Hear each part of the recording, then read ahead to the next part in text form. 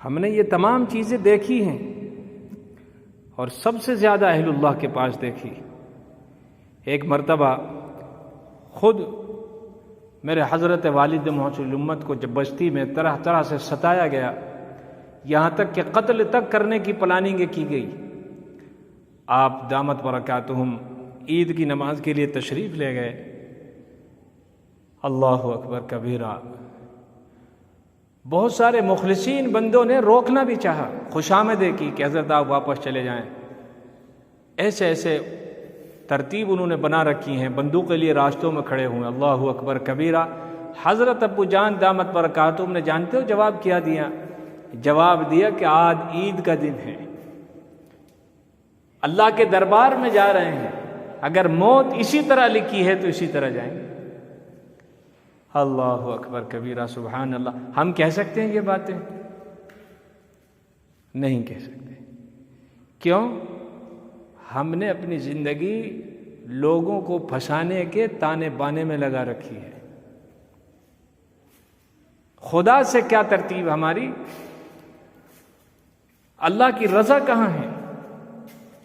بہرکیف جب حضرت محسن الامت دامت برکاتہم عیدگاہ تشریف لے گئے اور عیدگاہ میں جانے کے بعد بیٹھے تو ایک مصرع پڑھا، وہ آپ سنیے۔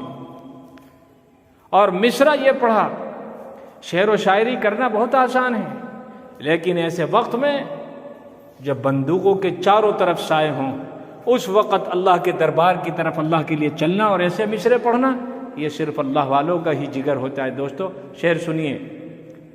حضرت نے شعر پڑھا، تو نہ چھوٹے مجھ سے یا رب تیرا چھٹنا ہے غضب، تو نہ چھوٹے مجھ سے یا رب تیرا چھٹنا ہے غضب، ہاں میں یوں راضی ہوں مجھے زمانہ چھوڑ دے، دفع ہو جاؤ یہ دنیا۔ میرے دوست بزرگوں، چاہے دنیا روٹھے پر اللہ نہ چھوٹے۔ ایک مثال دے کر میں بات پوری کرنے کی کوشش کروں گا۔ دیکھیے، سیدنا ابراہیم علیہ السلام کا زمانہ تقریباً جو ہے آج سے 4000 برس پرانا ہے۔ انہوں نے پورے مشرق وسطیٰ کے علاقے میں دوستو گھوم گھوم کر چل پھر کر اللہ کی طرف بلایا، کافروں کو بلایا۔ اندازہ کیجئے کہ سوائے ان کی بیوی سارہ اور جو ان کے بھتیجے تھے لوط علیہ السلام، ان پر کوئی ایمان نہیں لایا، کوئی بھی ایمان نہیں۔ 2 آدمی کے پیروکاروں کی تعداد کے لحاظ سے اگر آپ دیکھیں تو اندازہ کرو کہ انسانی تاریخ میں کسی مشن کی اتنی بڑی ناکامی کی کوئی مثال آپ پیش کر سکتے ہیں؟ اگر ناکامی سے تعبیر کریں تو صرف 2 آدمی۔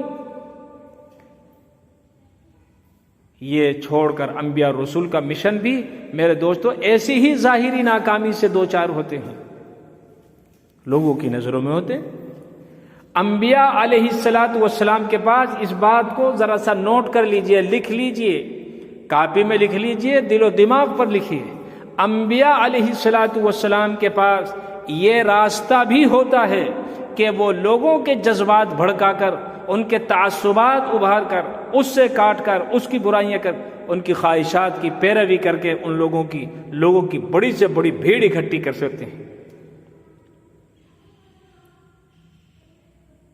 اور لوگوں کے چہتے بن جائیں اور مقبول جو ہے لیڈر بننے کی کوشش کرتے، مگر وہ کبھی ایسا نہیں کرتے۔ اس کی ایک مثال اور دیکھیے، حضرت عیسیٰ علیہ السلام ہیں، ان کے زمانے میں یہودی اور رومیوں کے خلاف کتنی شدید نفرت تھی۔ علمان الحفیظ، سیاسی آزادی ان کا مشن تھا، ظاہری اعمال ان کا اصل دین تھا، ظاہری اعمال بس، نیت باندھنی، اللہ اکبر۔ جناب نے ان میں سے ایک چیز کو بھی سند جواز دینے سے انکار کر دیا، حضرت عیسیٰ علیہ السلام نے سب چیز کا رد کر دے گا، تھے یہ سے۔ اب پھر کیا ہونا تھا؟ اس رویے پر جو شدید تنقید اٹھی ہیں، یہاں تک اٹھی کہ یہود آپ کی جان کے در پہ ہو گئے، نمٹاؤ اس کو بھائی، کیا لڑائی ہے انبیاء کی، رسول کی، اللہ والوں کی، ثابت نہیں کر سکتے ان کی ماں مر جائے گی، لیکن ثابت نہیں کر سکتے۔ وہی بات، وہ آیت ہے، اندازہ کیجئے شروع خطبے میں عرض کی گئی۔ عرض یہ کر رہا ہوں کہ آپ کے قتل کر در پہ ہو گئے، کون؟ قوم۔ میرے بھائیوں، اب سوال یہ ہے کہ حضرات انبیاء کیوں مقبولیت اور لیڈری کا راستہ اختیار نہیں کرتے؟ کیوں لولو پوچو لوگوں کی نہیں کرتے؟ کیوں وہ لوگوں کی نفرت اور دشمنی کے کانٹے سمیٹتے رہتے ہیں زندگی بھر؟ اس کا سادہ سا، بالکل مختصر سا اگر جواب اس طالب علم کی نظروں میں ہے تو یہ ہے کہ ان لوگوں کی نگاہ اللہ حق جل مجدہ عم نوالہ پر ہوتی ہے اور کچھ نہیں، ان کی شریعت پر ہوتی ہے، کیا کہنا ہے، کیا بولنا ہے، کہاں کو چلنا ہے، کس سے بولنا ہے، نہیں۔ وہی جانتے ہیں کہ ان کا اصل مشن لوگوں کی بھیڑ اکٹھا کرنا نہیں ہے، لوگوں کی بھیڑ اکٹھا کرنا نہیں ہے، سچائی کی شمع کو روشن کرنا ہے۔ ان کا مسئلہ مقبولیت نہیں ہے، یاد رکھیے، ہدایت ہوتا ہے، اور ہدایت لوگوں کے جذبات، لوگوں کی خواہشات نہیں ہیں، اللہ کی مرضی کا نام ہے۔ اس راستے پر چل کر لوگ نہیں ملتے تو کیا ہوا، اللہ تعالیٰ تو مل جاتا ہے۔ جو لوگ، یاد رکھیے، میں توحید کے نشے سے سرشار ہوں، اللہ کی محبت میں سرشار ہوں، متقی ہیں، اللہ کے علاوہ انہیں کچھ نہیں چاہیے، ان کے لیے اس سے بڑی نعمت کوئی